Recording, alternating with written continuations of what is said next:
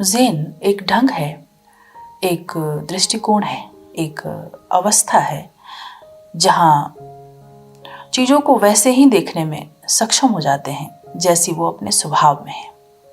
Zen बनावटी नहीं, वास्तविक फूलों का खिलना है। वास्तविक ज़ेन का कोई निश्चित स्वरूप नहीं है।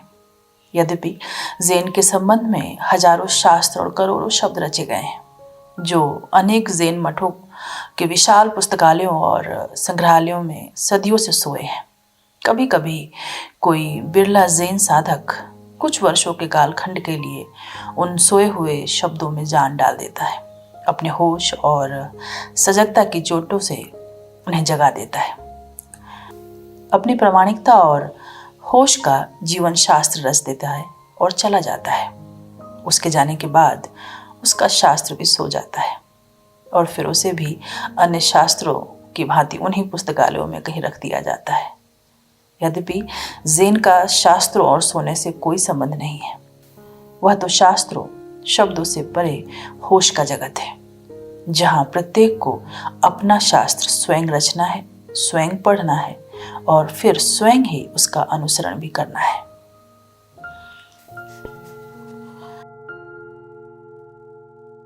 आज की ज़ेन कथा। यामाओका तेशु एक युवा ज़ेन विद्यार्थी एक के बाद एक ज़ेन गुरु के पास जाता। वह शोकोकु प्रांत के ज़ेन गुरु डोकुओ के पास पहुंचा। अपनी उपलब्धियों के प्रदर्शन की आकांक्षा से उसने कहा, मन, बुद्धि और प्राणी मात्र, अंततः इनका कोई अस्तित्व नहीं है। दृश्य वस्तुओं का वास्तविक स्वभाव शून्यता है। ज्ञान कुछ नहीं, भ्रम कुछ नहीं, न कोई साधुता न साधुता। कुछ दिया नहीं जाता और न ही कुछ प्राप्त किया जाता है। ज़ेन गुरु डोकुओ, जो चुपचाप धूम्रपान कर रहे थे, कुछ नहीं बोले। अचानक उन्होंने अपनी बांस की छड़ी से यामाओका को जोर से चोट की। इससे उस युवा को क्रोध आ गया। यदि कुछ भी अस्तित्वगत नहीं, ज़ेन गुरु डोकुओ ने पूछा, यह क्रोध कहाँ से आता है?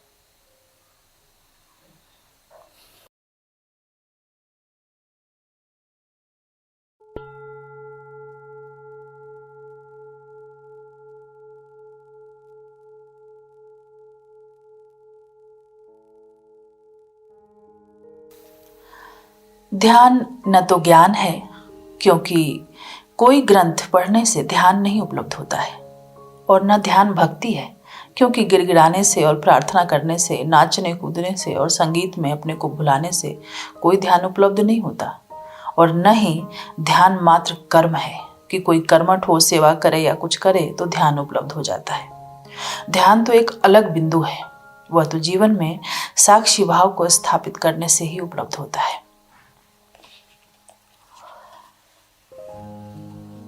यह जो ज़ेन कहानी थी, बहुत सारे शास्त्र उस ज़ेन भिक्षु ने पढ़ लिए थे, अनेक ज़ेन गुरुओं से मिलता और शायद कुछ सीखने की अपेक्षा अपने ज्ञान को बताने की मंशा उसकी ज़्यादा होती थी।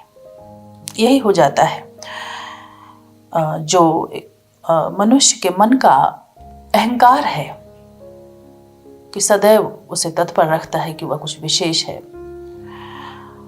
यह ध्यान साधना के मार्ग में भी, अगर हम ध्यान भी करते हैं, कुछ अनुभूतियां भी आने लगती हैं, तो सूक्ष्म रूप से मन फिर उसी ओर धकाने लगता है कि कुछ प्राप्त हो गया है, हमने कुछ जान लिया है, या हम कुछ हैं, और यही हमारी भूल हो जाती है।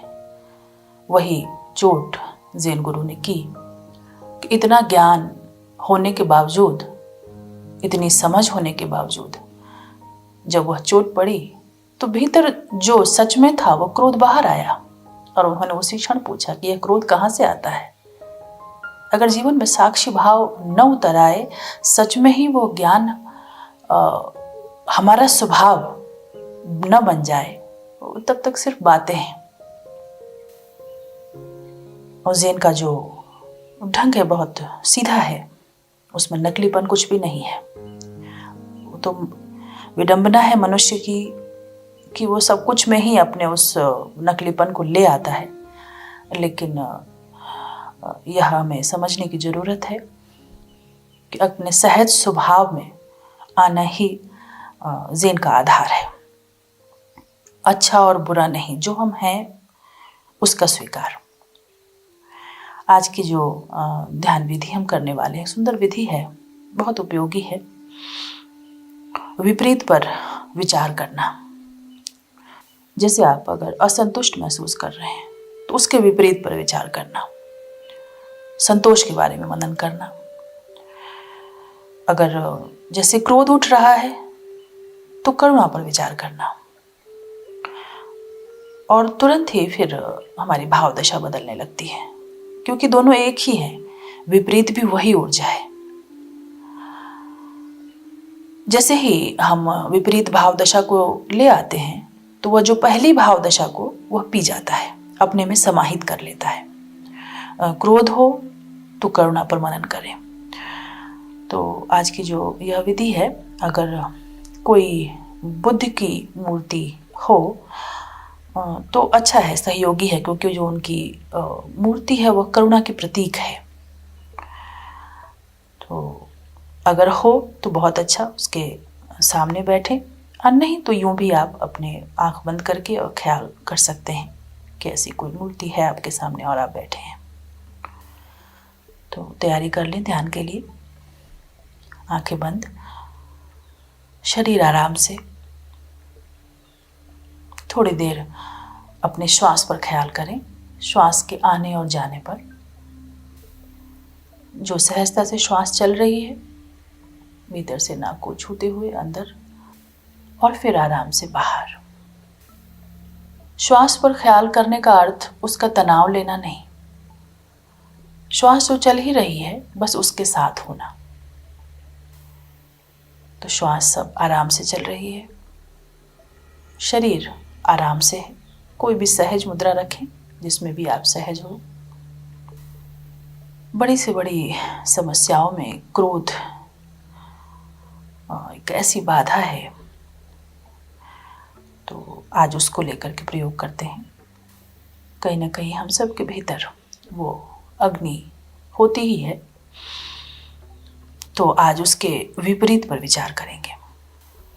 अगर सामने बुद्ध की मूर्ति है तो उसे देखें, नहीं है तो बंद आंखों में ख्याल करें कि सामने बुद्ध की एक करुणावान मूर्ति है, और हम स्वयं भी बिल्कुल वैसे ही मूर्तिवत स्थिर आराम से बैठ गए हैं, करुणा भाव में कि मैं करुणा से, प्रेम से भर रहा हूं।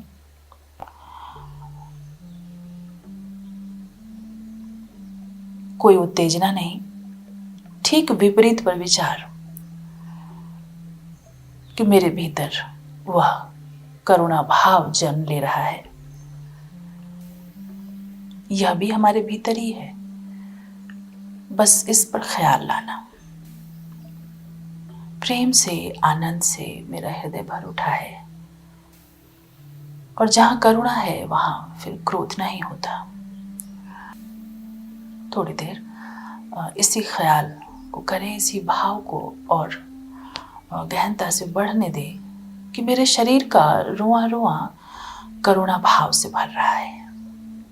अगर सीधा सीधा ख्याल करने में नहीं आए तो आप कोई क्षण ऐसा याद कर सकते हैं जब सच में ही मन क्षमा से, करुणा से भर गया था। उस अनुभूति में डूब जाएं। नहीं, अगर सीधा सीधा ही आप डूब सकते हो तो बहुत अच्छा है।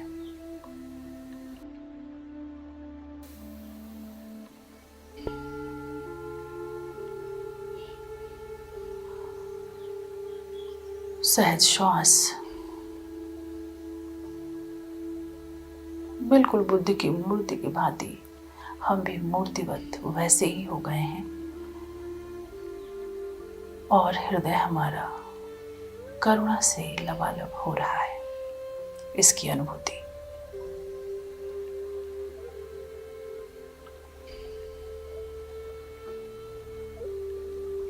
अचानक ही आप महसूस करेंगे कि भीतर एक रूपांतरण होने लगा।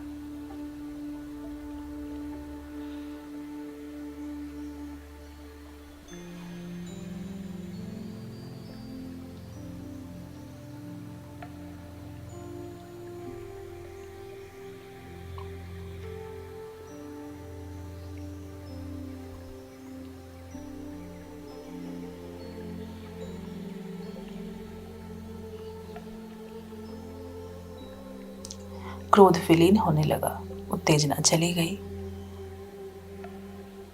और धीरे धीरे करुणा भाव आहिस्ते आहिस्ते उसकी ऊर्जा नीचे से ऊपर की ओर यात्रा करने लगी।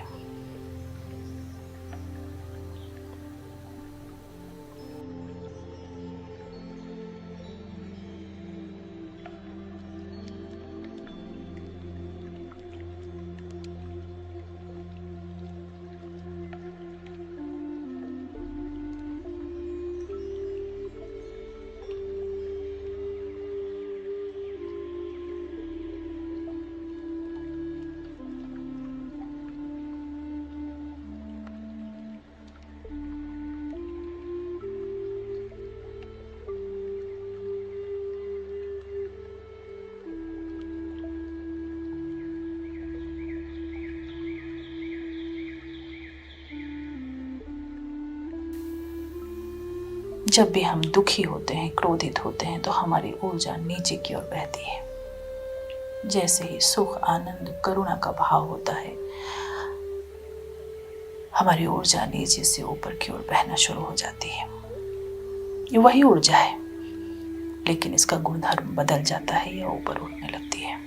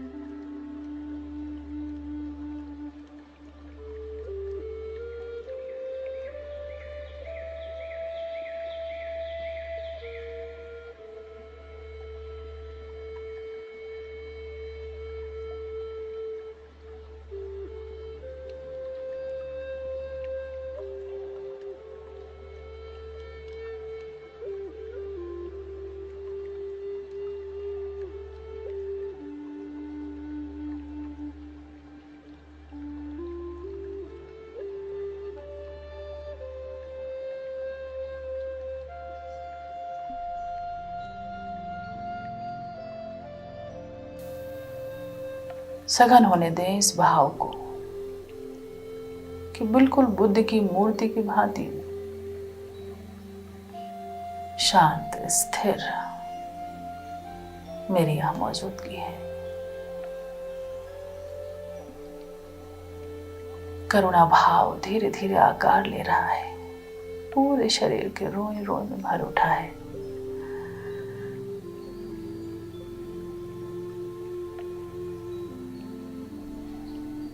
चेहरा भी बिल्कुल आराम से शांत है।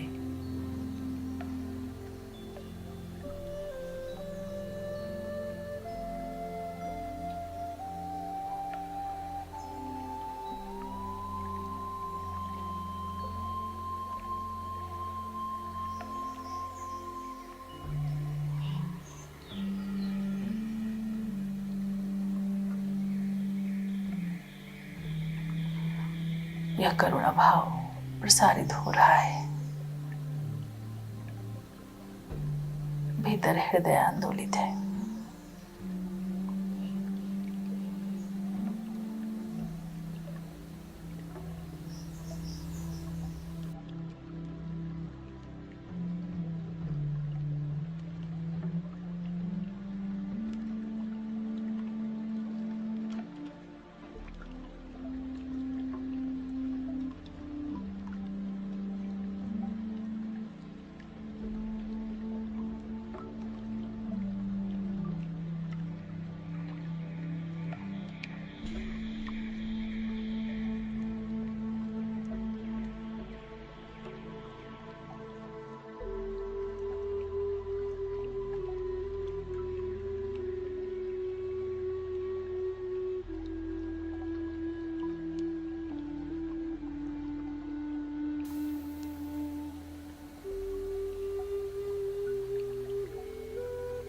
और जहाँ करुणा है वहाँ क्षमा है।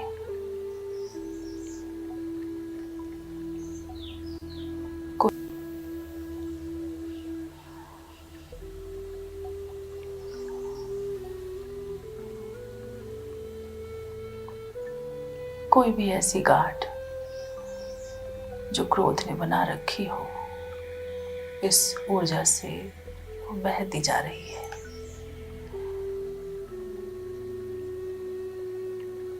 कोई ऐसी तकलीफ जो दिगांतरों से भीतर है, इस करुणा भाव की धारा में वह बहता जा रहा है।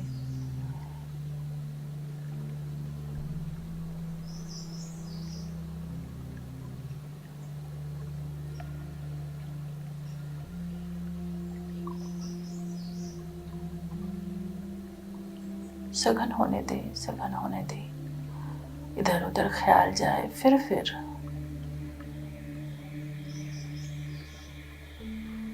कि मैं करुणा भाव से भरा हुआ बैठा हूं।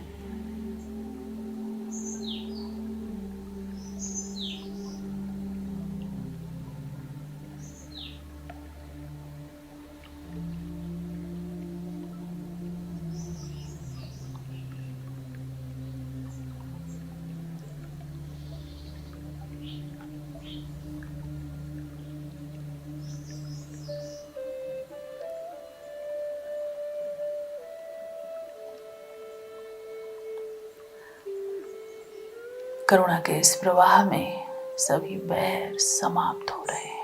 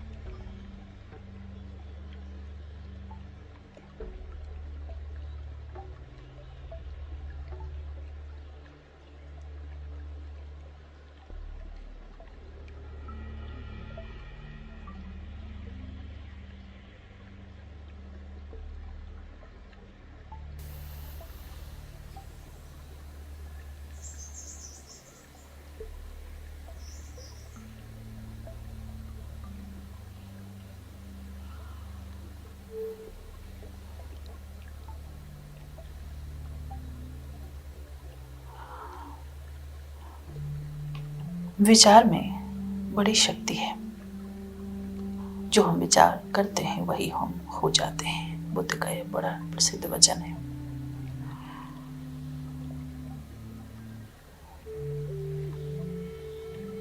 तो जितना यह विचार सघन होता जाएगा कि मैं करुणा भाव से भर रहा हूं,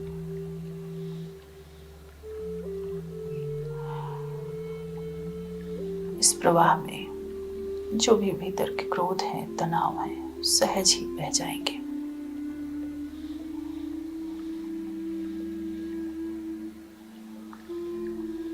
इसी भाव दशा में बैठे थोड़ी देर, मन इधर उधर ले जाए, फिर वापस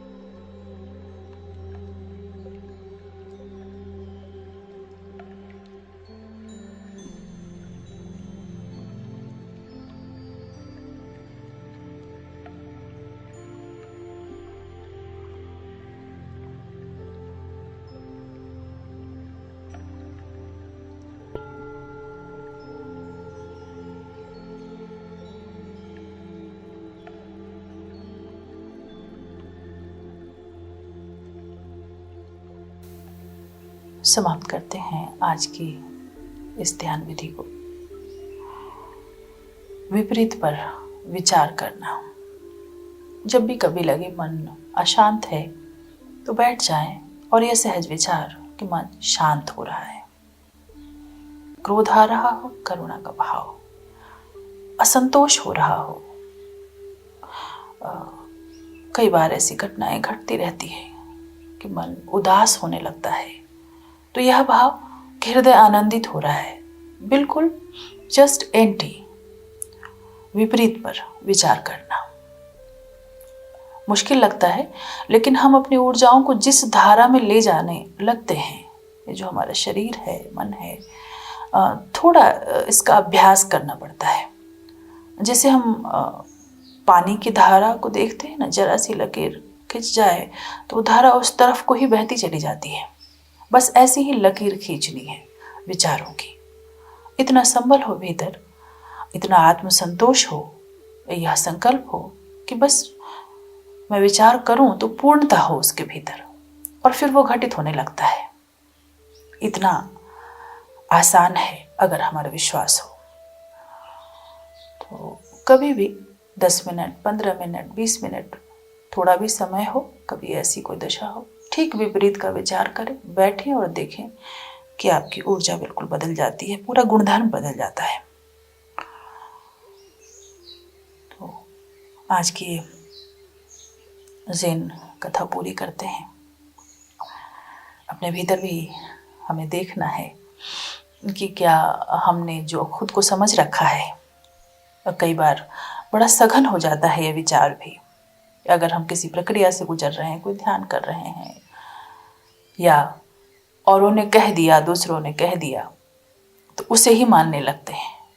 तो सावधान रहना है, अपने भीतर स्वयं का आकलन करते रहना है कि सच में ऐसा है क्या।